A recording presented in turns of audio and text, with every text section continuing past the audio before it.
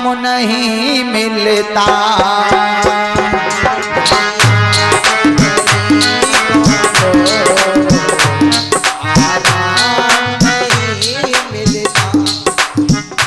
₹50 हमारे मीलाल सिंह भैया हैं। भगवान की पावन कथा में 50 रुपये दक्षिणा भेंट कर रहे हैं। आशीर्वाद बना रहे भगवान ठाकुर जी की व्यवस्था रहे। दुनिया में गरीबों को आराम नहीं मिलता। दुनिया में गरीबों को आराम नहीं मिलता।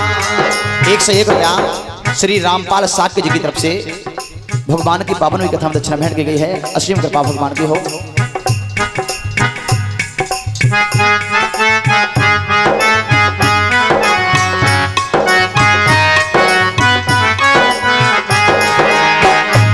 दुनिया में गरीबों को आराम नहीं मिलता।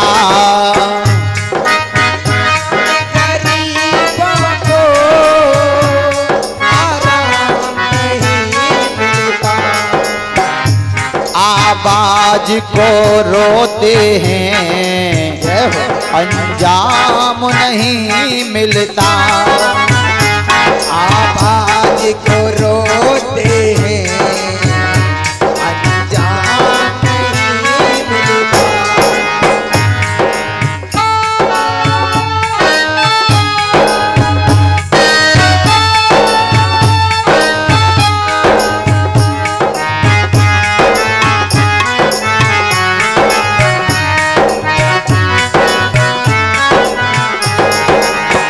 मेरे भगवत प्रेमियों, गरीबी का तो नजारा ही अलग होता है, क्योंकि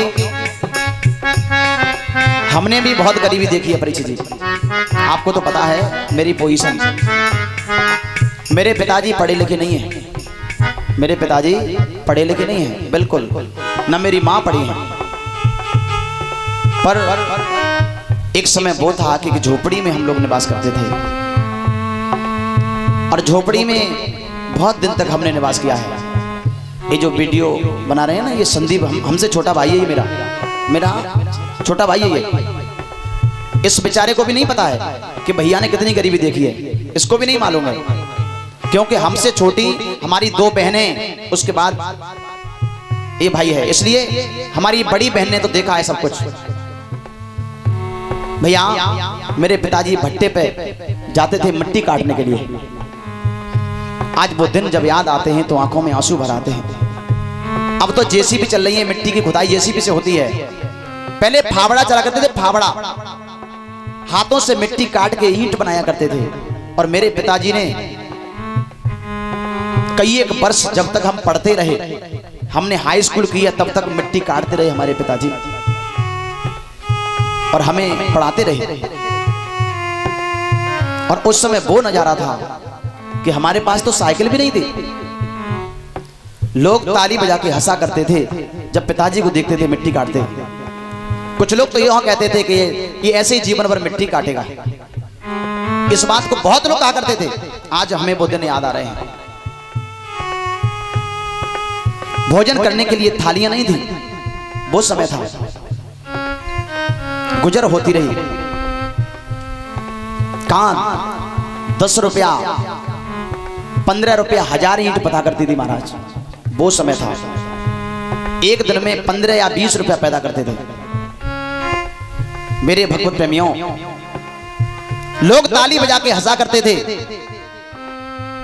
हमें उस समय जब हम हालत देखते थे तो ये कभी नहीं हमने जाना कि हम साइकिल भी कभी खरीद पाएंगे, साइकिल पर भी नहीं चल पाएंगे, क्योंकि बहुत दुखी रहे।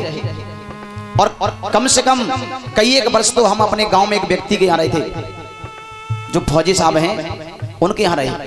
झोपड़ी में गुजारा नहीं हुआ तब, और उन्हीं की खेती करते थे। पर लौटती पलटती छाया है। कभी दुख है कभी सुख है, ये जीवन धूप छाया है। और हंसी में ही बिता डालो, बितानी ही ये माया है।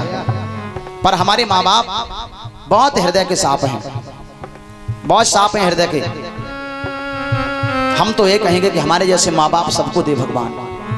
जिन्होंने पढ़ाया, मेहनत के साथ पढ़ाया और उनकी मेहनत ऐसी सफल हुई कि हमें हमारे एक गुरुजी मिले, आचार्य सुरेश रतन जी वृंदावन से, और हम अपने गुरुजी के साथ में चले गए।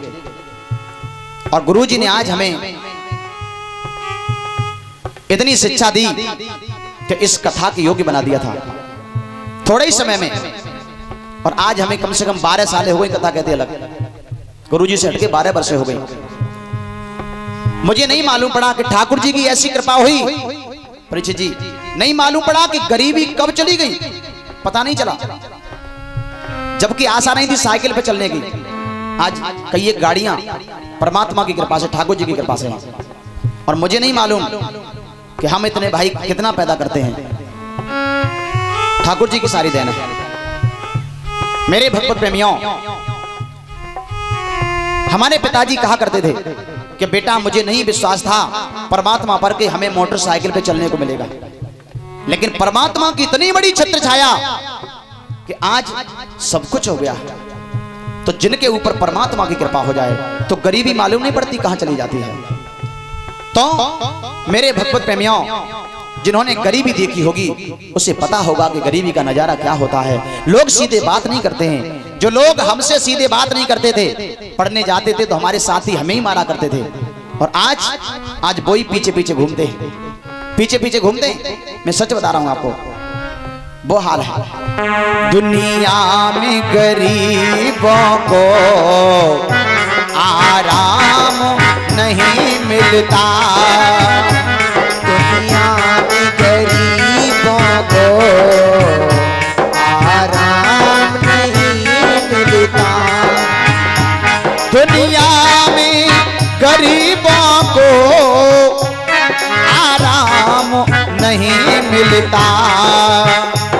आबाज को रोते हैं और अंजाम नहीं मिलता, आबाज को रोते हैं अंजाम नहीं मिलता। 100 जाम गरीबों को किस्मत ने पिलाए हैं,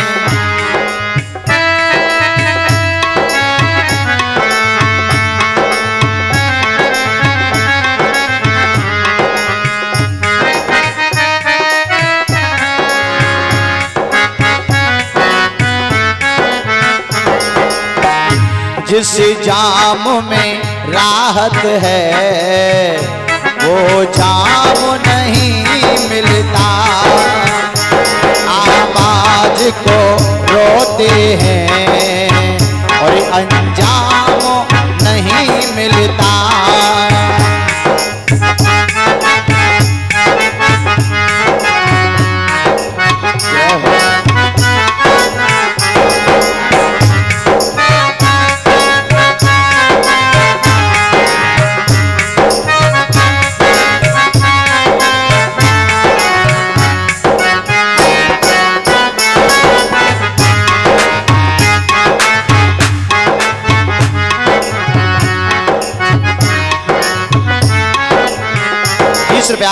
हमारे कन्हैयालाल सक्सेना जी की तरफ से आए हुए हैं, आशीर्वाद बना रहे। दुनिया में गरीबों को आराम